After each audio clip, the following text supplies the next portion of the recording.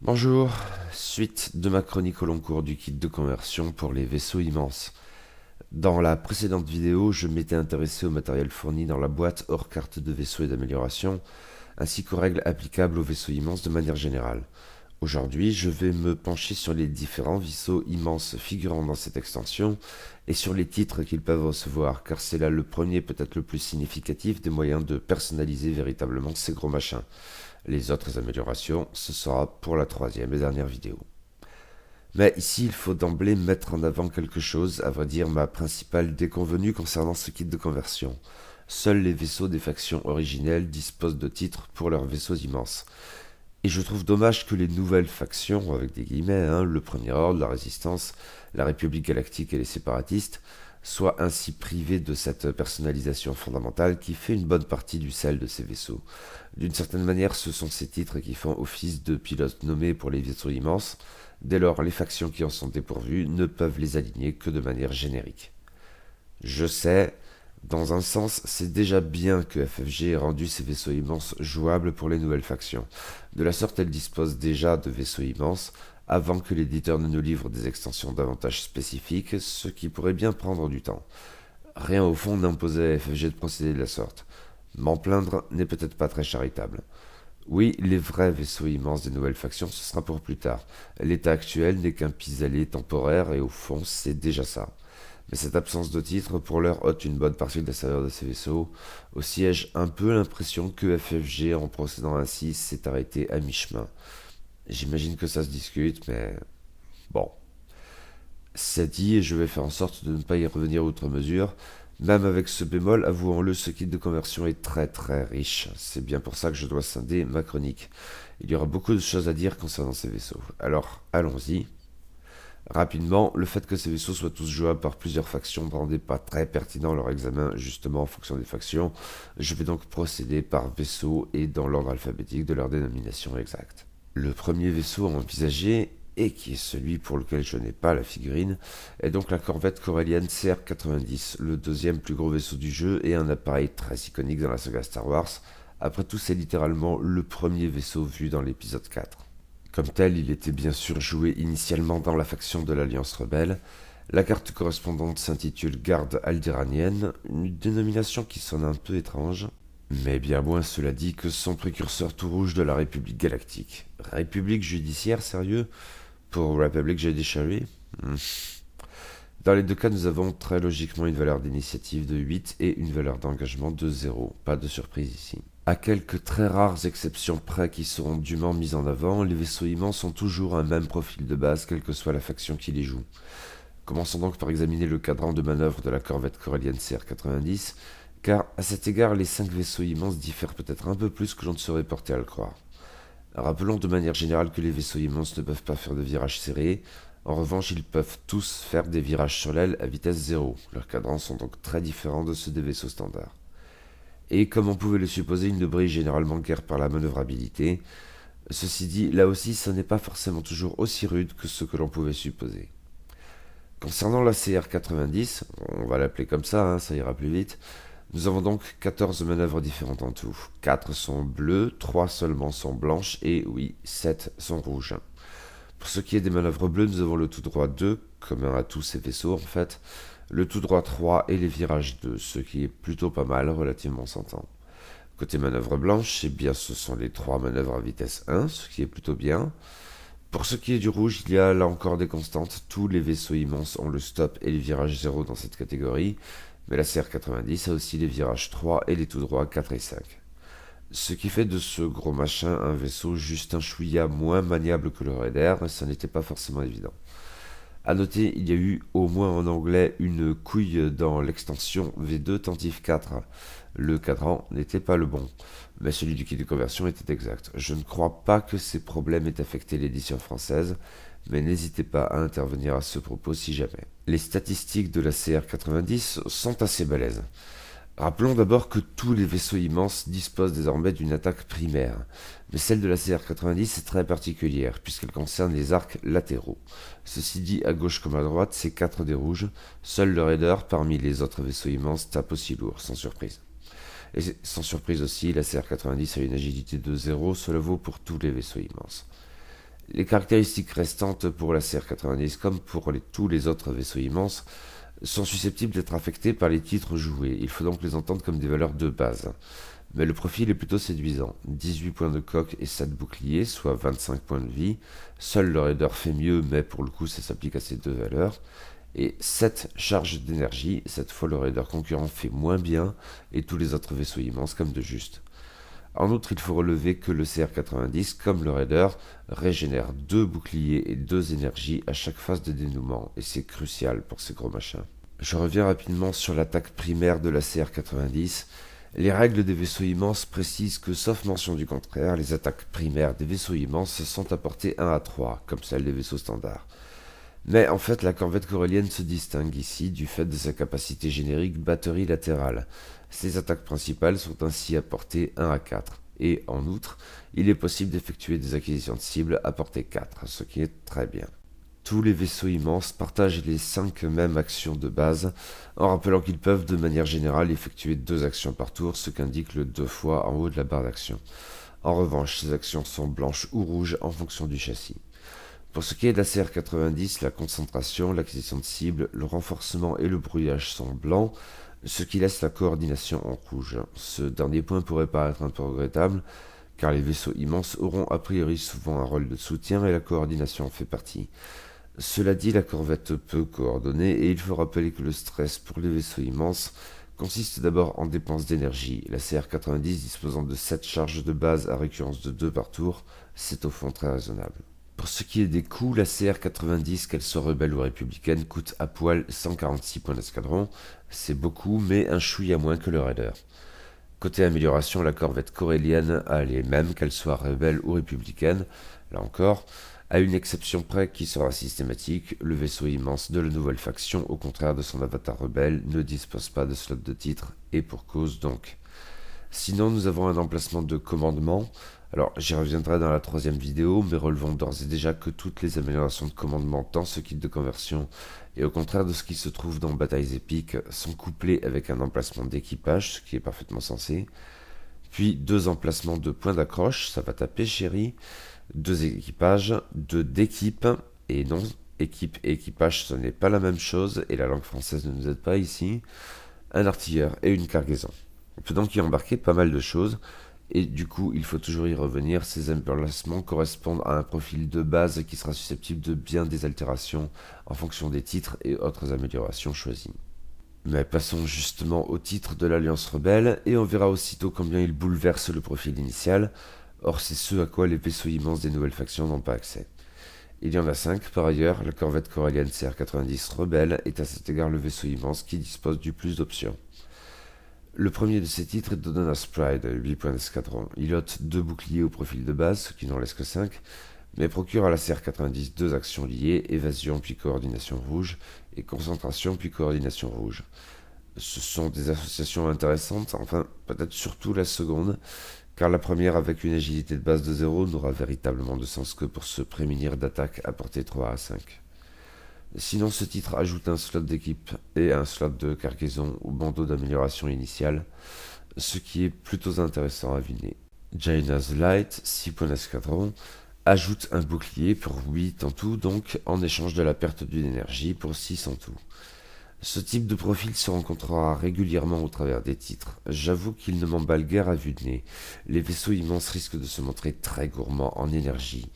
Mais il y a peut-être des moyens de s'arranger avec ça, outre que la CR-90 est donc à la base et justement le vaisseau immense le plus riche en énergie. Sinon, ce titre procure un effet de soutien défensif. Tant qu'un vaisseau allié à portée 0 à 2, ce qui inclut donc défend, si l'attaque est gênée par un obstacle, le CR-90 peut dépenser une énergie pour que le défenseur lance un dé supplémentaire.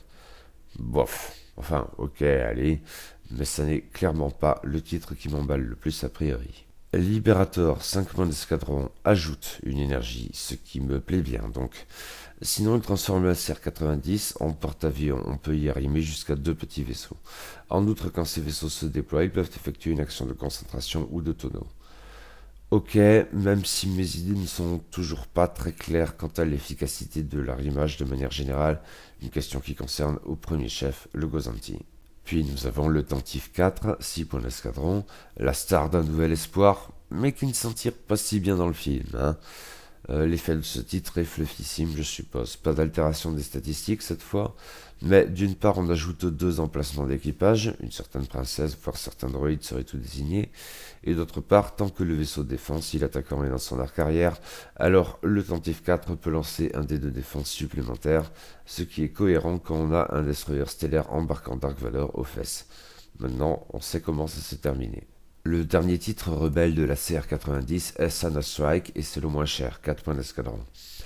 Il commence par fragiliser un chouïa la corvette en lui ôtant 3 boucliers, on est donc à 4 seulement, en échange de 3 points de coque, ce qui nous en donne 21.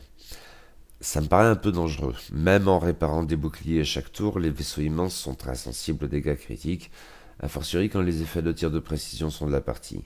Mais en contrepartie, le Thunder Strike est plus agressif que les autres CR90. Il gagne un emplacement d'artilleur, mais fait aussi que tant qu'il effectue des attaques bonus, et rappelons que les vaisseaux immenses peuvent en faire autant qu'ils le désirent tant qu'ils peuvent payer le coût en énergie, si vous n'avez pas attaqué le défenseur à ce round, vous pouvez relancer un dé d'attaque. Ok, a priori il y aura du monde dans les parties impliquant des vaisseaux immenses, alors cet impératif de cible multiple ne devrait pas se montrer trop restrictif. L'extension, et cela vaut bien sûr pour tous les vaisseaux qu'elle contient, comprend une carte de formation rapide pour chaque vaisseau dans chaque faction. Je vous laisse voir ce qui est suggéré ici. Passons au vaisseau suivant qui est The Ultimate Grota, la corvette de classe Raider, le vaisseau le plus cher du jeu, mais aussi celui avec les statistiques les plus redoutables, et donc ça se tient parfaitement. C'est d'abord et avant tout un vaisseau de l'Empire Galactique, on le désigne alors comme patrouille de la bordure extérieure. Mais il peut également être joué par le Premier Ordre sans surprise et s'intitule alors collaborateur du Premier Ordre, au pluriel oui. Ces titres pluriels récurrents dans l'extension me font un peu tout bizarre. Bon. Là encore, dans les deux cas, pas de surprise, nous avons une valeur d'initiative de 8 et une valeur d'engagement de 0. Commençons par envisager le cadran de manœuvre qui comprend 14 manœuvres là encore, dont 4 bleues, 4 blanches et 6 rouges. Pour ce qui est des manœuvres bleues, nous avons les tout droits 2 et 3 et les virages 1. En blanc, nous avons les tout droits 1 et 4 et les virages 2. Pas mal tout ça. Puis pour ce qui est du rouge, stop et virage 0 comme pour tous les vaisseaux immenses, puis tout droit 5 et virage 3. Du coup, et assez logiquement, en mettant de côté le vol stationnaire, plus le raider va vite, plus il est difficile à manœuvrer. Mais toute chose égale par ailleurs, il s'en tire un chouïa mieux que la corvette corélienne CR90. Son principal concurrent est le seul à appeler légitimement la comparaison. Mais les statistiques du raider sont globalement un brin meilleures. Lui aussi dispose d'une attaque à 4 dés rouges, mais dans l'arc entier avant cette fois. Son agilité est bien sûr de 0. En revanche, il est plus tanky que la CR90, 20 points de coque et 8 boucliers. Cependant, il dispose d'un peu moins d'énergie avec 6 charges. Bien sûr, comme la corvette corélienne, le raider régénère 2 boucliers et 2 énergies par tour. Il faut là aussi traiter immédiatement de la capacité générique du raider, batterie groupée. Quand il effectue une attaque principale, une attaque de torpille ou une attaque de missile, et notons d'ores et déjà que c'est le seul vaisseau immense à disposer de bases d'emplacement de torpilles et de missiles, alors si le défenseur est dans le bullseye, le raider lance un dé supplémentaire. Bon, le raider n'est pas exactement son tir-fel, ça ne devrait pas se produire tous les jours, sauf si la cible est un vaisseau immense bien sûr, et dans ce cas ce bonus de pure brutalité est très appréciable et cohérent. Pour ce qui est des actions, on fait dans l'efficacité impériale, concentration, renforcement, acquisition de cible, coordination et brouillage, tout est blanc. Il n'y a qu'un seul autre vaisseau immense dans ce cas, et c'est le Gozanti, Empire Galactique FTW, et le Premier Ordre aussi, mais un peu moins. Bon, cela a son coût. À 150 points d'escadron, le raider est le vaisseau le plus cher du jeu à poil. 4 points de plus que la CR90, mais je crois qu'il les vaut. Côté amélioration, nous avons comme mentionné plus haut un emplacement de torpille et un autre de missile qui sont à la base du moins une spécificité du raider parmi les vaisseaux immenses. Il faut y ajouter un slot de commandement, 2 points d'accroche, blâme, un seulement d'équipage mais 2 d'équipe et enfin une cargaison. Ok. Le raider impérial se distingue bien sûr de son équivalent du premier ordre par son emplacement de titre. Et justement, parlons de ces 4 titres impériaux.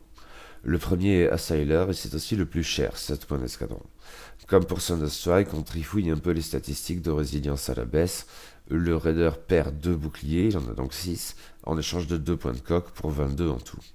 Même avis du coup que pour le titre rebelle.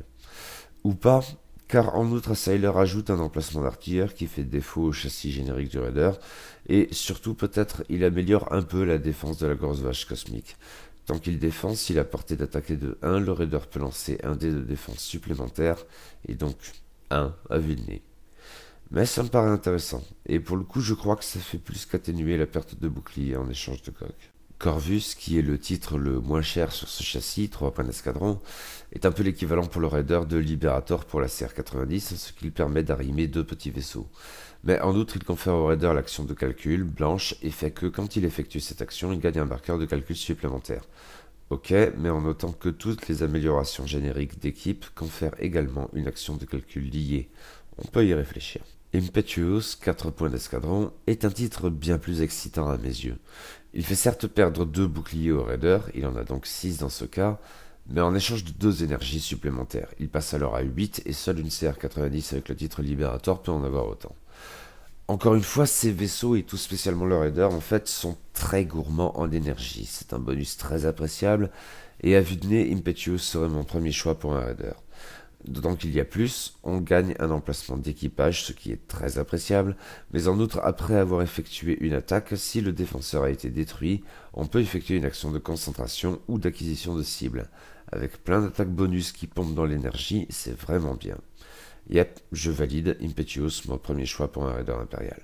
Ceci dit, le dernier titre, Instigator, 6 points d'escadron, est lui aussi pour le moins sympathique. On ne touche cette fois pas aux stats, mais on ajoute un emplacement d'équipe, tout à fait bienvenu, c'est souvent puissant les équipes, et en outre, tant que le raider effectue une attaque, si le défenseur a un marqueur orange ou rouge, on peut relancer jusqu'à 2 dés d'attaque, ce qui est vraiment bien.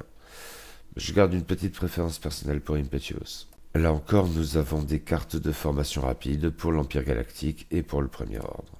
On a fait les 2 très gros machins. Les 3 vaisseaux immenses qui demeurent, tout immenses qu'ils soient, jouent dans une toute autre catégorie. À vrai dire, leurs statistiques et leurs coûts les rapprochent bien davantage des gros socles standards.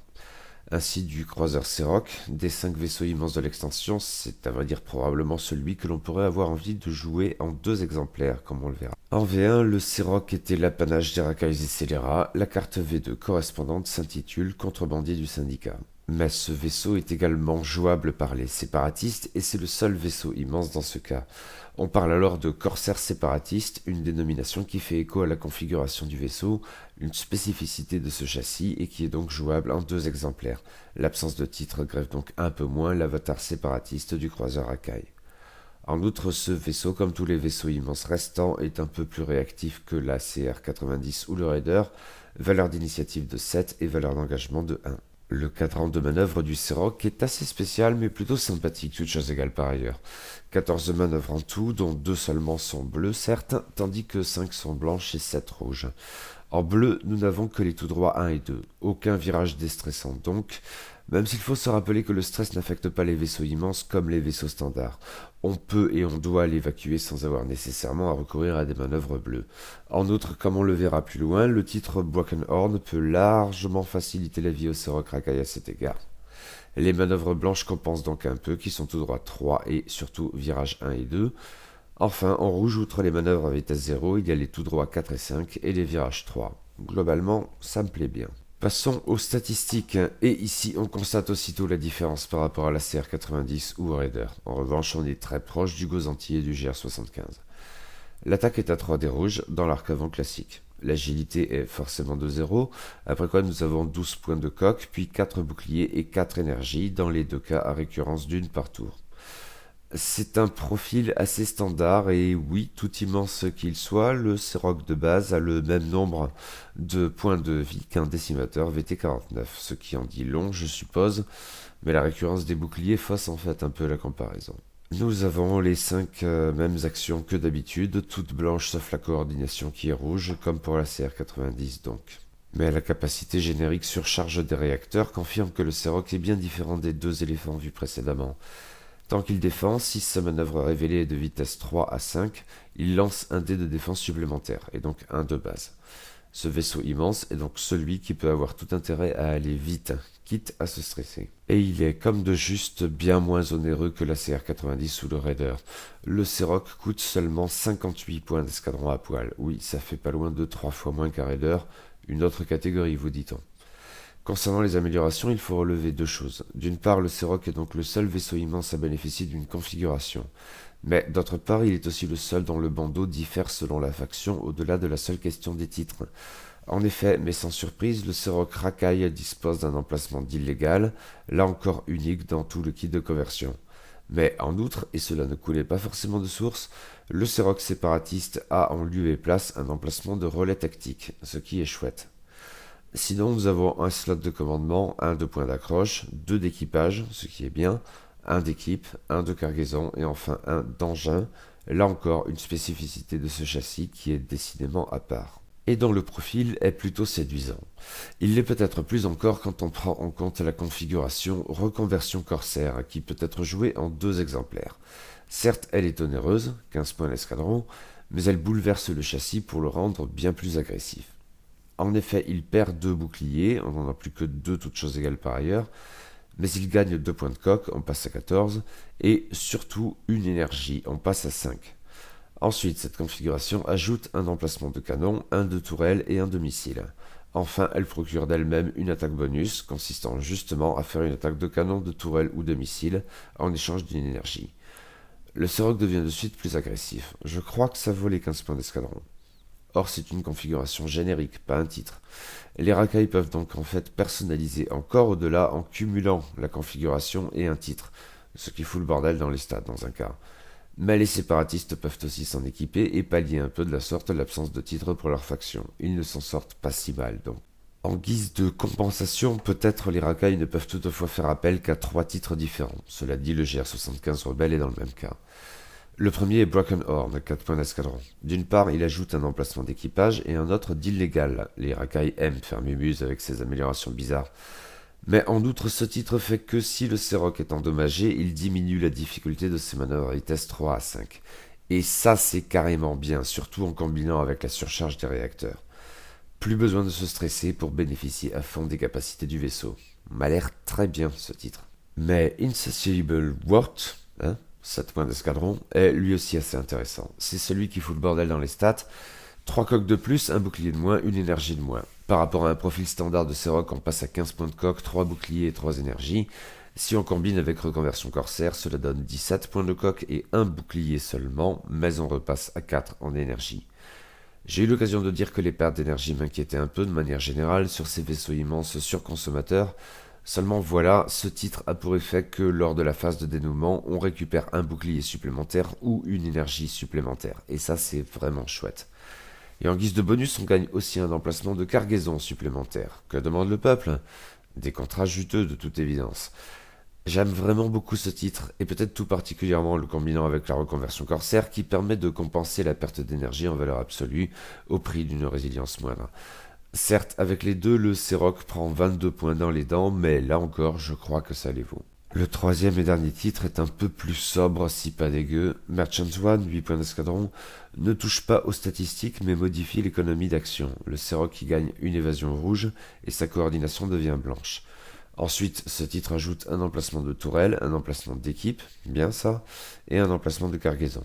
Enfin, il permet de faire une attaque de tourelle, au sens strict, en guise d'attaque bonus. C'est pas mal, mais ça m'excite moins que les précédents. Là encore, nous avons bien sûr des cartes de formation rapide pour les deux factions. Après quoi, nous revenons aux valeurs cardinales de l'ordre de la sécurité, avec le croiseur de classe Gozanti, qui est essentiellement un porte-avions, le seul vaisseau à pouvoir embarquer 4 chasseurs, et ce sans avoir à recourir à un titre. Le Gozanti était bien sûr initialement un vaisseau de l'Empire Galactique, il l'est toujours sous l'intitulé Garnison de la bordure extérieure. Mais il est également jouable par le Premier Ordre et s'appelle alors Sympathisant du Premier Ordre. L'Empire Galactique et le Premier Ordre partagent donc les mêmes deux vaisseaux immenses, et par ailleurs cela fait du Premier Ordre la seule des nouvelles factions à disposer de deux vaisseaux immenses différents. Comme le Seroc et le GR75, le Gozanti a une valeur d'initiative de 7 et une valeur d'engagement de 1. Il partage une autre caractéristique avec le GR75, aucun de ces deux vaisseaux ne dispose de manœuvre à vitesse 5, ce qui n'est à vue de nez ni surprenant ni vraiment pénalisant. Encore que, dans son rôle de transport, le Gozanti pourrait avoir envie d'aller plus vite, je suppose. En conséquence, son cadran ne comporte que 11 manœuvres différentes, 3 bleues, 2 blanches seulement et 6 rouges. Les manœuvres bleues sont les tout droits 1 à 3. Pour ce qui est de l'absence de virage déstressant, voyez ce que je disais à propos du Seroc, mais le Gozanti ne dispose pas forcément des mêmes petits trucs qui permettent au vaisseau immense racaille de s'en accommoder un peu mieux. Bon, c'est dans l'ordre des choses avec un châssis de ce type. En blanc, nous avons seulement les virages 1, vraiment pas top ça, et du coup tout le reste est rouge, les 3 manœuvres à vitesse 0, le tout droit 4 et les virages 2. Toute chose égale par ailleurs, le Gozanti est un gros sabot. De tous les vaisseaux immenses, c'est clairement le moins maniable si, en termes de vitesse, ça se discute avec le GR75. Ces statistiques, cela dit, sont peut-être un poil meilleures que celles du GR75. Une attaque à 3D rouge dans l'arc avant, 0 en agilité bien sûr, mais 11 points de coque et 5 boucliers, ce qui le fait un chouïa plus résistant qu'un Serok ou un décimateur, là encore c'est le même nombre de PV. En revanche, il n'a que 3 charges d'énergie, c'est donc le vaisseau immense le moins performant à cet égard, à s'en tenir aux valeurs de base comme d'hab. Il récupère un bouclier et une énergie à chaque phase de dénouement. Pour ce qui est des actions, et bien comme pour le Raider, donc, les 5 actions habituelles sont blanches. Kaiserliche Qualität. Et la capacité spéciale du Gozanti est donc crampon d'arrimage, qui lui permet d'arrimer jusqu'à 4 petits vaisseaux, soit 2 fois plus que tout autre vaisseau immense, et sans titre spécifique. C'est le rôle du Gozanti après tout. Le texte ne donne pas d'autres précisions quant au type des vaisseaux arrimés. En V1, je me souviens qu'ils devaient tous être du même modèle. A priori, ça n'est plus le cas désormais et on peut panacher, ce qui est mieux. J'avais évoqué les mécaniques d'arrimage et de déploiement dans ma première vidéo et je vous y renvoie donc. Le Gozanti à poil ne coûte que 60 points d'escadron, ce qui là encore le rapproche décidément plutôt des gros socles que des autres vaisseaux immenses tels que la CR-90 ou le Raider. Le bandeau d'amélioration comprend un slot de commandement, 2 points d'accroche, 2 d'équipage, 1 d'artilleur, 1 d'équipe et 2 de cargaison. Un profil en fait assez proche de celui du GR75. Bien entendu, le vaisseau impérial a aussi un slot de titre qui fait défaut à son successeur du premier ordre. Le Gozanti impérial peut choisir entre 4 titres. Le premier est Bloodcrow, 5 points d'escadron. Il ôte un bouclier au Gozanti qui passe donc à 4, mais lui confère 2 énergies supplémentaires, ce qui est très bien. Et ce n'est pas le seul atout de ce titre. Il donne un emplacement d'artilleur supplémentaire, et je ne suis pas certain que ce soit si fou dans la faction impériale, mais surtout il a pour effet que tant que le Gozanti effectue une attaque à portée 1 ou 2, il peut ajouter un résultat concentration à la poignée de dés, ce qui est très très fort. Avec les 2 actions par tour du Gozanti, la concentration est un choix des plus pertinents. Le titre Requiem, 7 points d'escadron, est entièrement dévoué à la mécanique d'arrimage du Gozanti. Après qu'un vaisseau s'est déployé depuis le Gozanti, il peut verrouiller un vaisseau que le dit Gozanti verrouillait déjà en ignorant les restrictions de portée. Ok, mais je demeure un peu réservé quant à cette mécanique de manière générale, si ce titre la rend plus intéressante. Suppresseur, 6 points d'escadron, joue sur un autre rôle potentiel du Gozanti en appuyant sur sa dimension de vaisseau de soutien perturbateur. Il lui ajoute un emplacement de senseur et fait que, après avoir coordonné un vaisseau allié, on peut dépenser une énergie pour brouiller un vaisseau ennemi à portée 0,2 du vaisseau coordonné en ignorant les restrictions de portée. Le principal souci avec le brouillage étant sa portée très courte et le Gozanti s'activant a priori après tout autre vaisseau et donc gain de marqueur à brouiller, ça me paraît assez intéressant, outre que ça peut doubler d'une certaine manière les bénéfices de la coordination. Enfin, le suppresseur est un peu plus tanky que les autres Gozanti, il perd 2 points de coque mais gagne 2 boucliers. Je l'aime bien celui-ci. Reste un dernier titre, Vector, 8 points d'escadron, qui appuie sur le soutien et la mécanique d'arrimage en même temps. Il ajoute un emplacement d'équipage et un autre de cargaison. En outre, après qu'un vaisseau s'est déployé depuis le Gozanti, il peut effectuer une action d'évasion ou d'accélération. On est donc un peu dans l'esprit de Requiem, mais je crois que Vector est plus intéressant relativement. Globalement, je dois cependant dire que le Gozanti des 5 vaisseaux de cette extension est probablement celui qui me botte le moins, même en tant que joueur impérial. Là encore, il y a des cartes de formation rapide pour l'Empire Galactique et pour le Premier Ordre. Reste un ultime vaisseau immense, le plus étrange de tous probablement, car on ne fait vraiment pas dans le vaisseau de combat ici, à la base du moins. Il s'agit du transport moyen GR75, si après le GR75, qui évoque forcément des images de la bataille de Hoth. C'est dans son principe un vaisseau d'évacuation, et comme tel il peut paraître surtout pertinent dans une partie scénarisée, un convoi à protéger, ce genre de choses. Maintenant, il dispose de quelques atouts pour qui voudrait le jouer pour lui-même, en procurant un soutien assez inédit, et qui, à vrai dire, pourrait se montrer très productif. Et c'est pourquoi, en définitive et globalement, il me plaît davantage que le Gozanti. Forcément, l'avatar originel de ce vaisseau était rebelle. En V2, il s'intitule Réfugié de la base Echo. Mais il est aussi jouable désormais par la Résistance, sous la dénomination volontaire de la Nouvelle République. Ici, j'ai quand même un petit souci parce que c'est le seul vaisseau immense jouable par la Résistance. Or, il ne se situait pas exactement dans la même catégorie que les autres. En outre, je me demande s'il ne présente pas le risque dans sa fonction de se montrer un peu redondant avec le transport de la résistance. Bon, peut-être pas. Comme les autres vaisseaux immenses de sa catégorie, le GR-75 a une valeur d'initiative de 7 et une valeur d'engagement de 1. Le cadran de manœuvre du GR-75 rappelle un peu celui du Gozanti, mais en mieux en fait, voire bien mieux. Pas de manœuvre à vitesse 5, 11 manœuvres en tout, 3 bleues, 3 blanches, 5 rouges. En bleu, nous avons toutes les manœuvres à vitesse 1, et en blanc, toutes les manœuvres à vitesse 2, ce qui est pas mal du tout en fait. Le reste en rouge, les manœuvres à vitesse 0 et les tout droits 3 et 4, ce qui est moins bien. Mais éventuellement intéressant parce que contraignant pour des scénarios d'évacuation du coup. Les statistiques en revanche sont globalement moins séduisantes. Si le GR-75 a désormais une attaque principale comme les copains, elle n'est qu'à 2 des rouges dans l'arc avant. Il n'est pas conçu pour taper comme un sourd.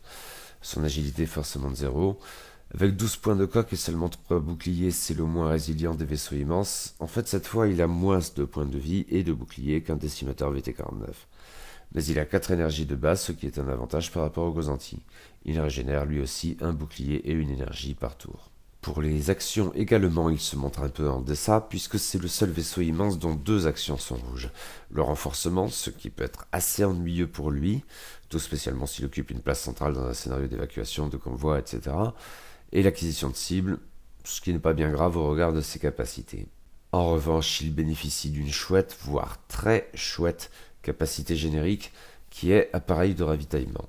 Après qu'un autre vaisseau allié à portée 0 à 1 a effectué une action, on peut dépenser une charge. Dans ce cas, le vaisseau allié retire un marqueur orange ou rouge, ou récupère un bouclier. Et ça, c'est potentiellement assez énorme. Et c'est du coup probablement la meilleure raison de jouer un GR-75 dans une partie normale. Une option en définitive tout à fait viable. Sans surprise, le GR-75 est le moins cher des vaisseaux immenses à poil, 55 points d'escadron. Et vu ses capacités de soutien, c'est tout à fait honnête. Pour ce qui est des améliorations, il dispose à la base d'un slot de commandement, d'un de point d'accroche, d'un de tourelle, 2 équipages, une équipe et 2 cargaisons. Une configuration idéale pour du soutien. Bien sûr, le GR-75 Rebelle se distingue de son successeur résistant par un emplacement de titre en su. Comme le Serok Rakai, le GR-75 Rebelle ne dispose que de 3 titres différents. En revanche, lui ne bénéficie pas d'une option de configuration pour se personnaliser davantage. Le premier de ces titres est Bright Hope, 5 points d'escadron. Des 3, c'est probablement celui qui évoque le plus un scénario d'évacuation. Peut-être déjà parce que ce titre a en fait initialement un effet négatif. L'action de renforcement du GR-75 qui, rappelons-le, est rouge, ne peut dans ce cas être faite qu'à la proue. C'est vraiment le machin qui jaillit de l'atmosphère et se précipite sous le feu des destroyers stellaires pour gagner un endroit où sauter dans l'hyperespace. Si on l'attaque dans le dos, il n'y a plus personne. En revanche, ce renforcement avant est amélioré. Quand le GR-75 défend, s'il est renforcé et que l'attaquant est dans son arc entier avant, alors il jette un dé de défense supplémentaire, soit un seul à la base. Oui, hors scénario, où ça se tient, je n'y vois pas vraiment d'intérêt. Il y a quelque chose de narratif également dans le titre Luminous, qui est de loin le plus cher des 3, 12 points d'escadron. Il se montre plus versatile et tout à fait intéressant, si pas toujours aisé à rentabiliser, dans un contexte de bataille plus classique. D'une part, ce titre ôte un bouclier aux réfugiés de la base Echo, on passe donc à 2 seulement en principe. Mais il lui rajoute 2 énergies, ce qui est très très bien, en rappelant qu'outre les options d'amélioration consommatrices d'énergie typiques des vaisseaux immenses en général, la capacité générique appareil de ravitaillement aussi consomme de l'énergie, mais n'est pas limitée à une seule occurrence par tour. Bien géré, le Luminous peut considérablement accroître la résilience des vaisseaux rebelles proches. Or, d'autre part, ce titre produit un effet lors de la mise en place qui joue justement de la proximité de vaisseaux alliés. En effet, ce GR-75 débute en réserve, quand les vaisseaux immenses se déploient normalement en premier. Le Luminous, au contraire, se déploie à la fin de la mise en place, après tous les autres vaisseaux donc, et en outre, il peut être placé dans la zone de jeu à portée 0 à 2 de n'importe quel vaisseau allié. Ce qui est pas mal du tout. Dans un scénario, cela peut lui conférer une avance salutaire, mais hors scénario, c'est également une option intéressante, comme souvent pour ses rares capacités de déploiement avancé. Reste un dernier titre, a priori le moins scénarisé, qui est Quantum Storm, 3 points d'escadron. Déjà, il fait gagner une énergie au GR-75, ce qui est bien, et ça coûte tout de même 4 fois moins cher que Luminous. Mais en outre, il fait gagner un emplacement d'équipe, ce qui est souvent chouette, ainsi qu'un 3e emplacement de cargaison, ce qui est assez logique au fond. Et enfin, il dispose que quand le GR75 effectue entièrement une manœuvre blanche, il récupère une énergie. Rappelons que toutes ces manœuvres à vitesse 2 sont blanches. Bien géré, ce transport moyen peut ainsi récupérer 2 énergies par tour, et on en revient au même constat quant à la consommation d'énergie, notamment pour réparer les boucliers des vaisseaux proches. À ce coup-là, ça me paraît une option finalement assez intéressante. Enfin, là encore, nous avons des cartes de formation rapide pour les deux factions. Et j'en ai fini avec cette deuxième partie de la chronique. On le voit, tous les vaisseaux immenses disposent de capacités intéressantes, chacun à sa manière, et ils pourraient bien susciter des expériences de jeu inédites et amusantes.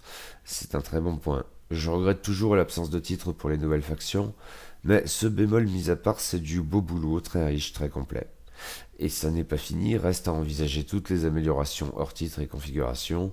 Ce sera l'objet de la troisième et dernière partie de cette longue chronique. À bientôt. Mais d'ici là, eh bien, j'espère que vous avez apprécié cette vidéo. Si c'est le cas et que vous voulez soutenir la chaîne, je vous en prie, vous pouvez faire cela via les abonnements, les commentaires, les pouces, les partages, tout cela est tout à fait bienvenu et merci d'avance. Et je vous dis donc oui, à très bientôt pour la troisième et dernière partie de cette chronique.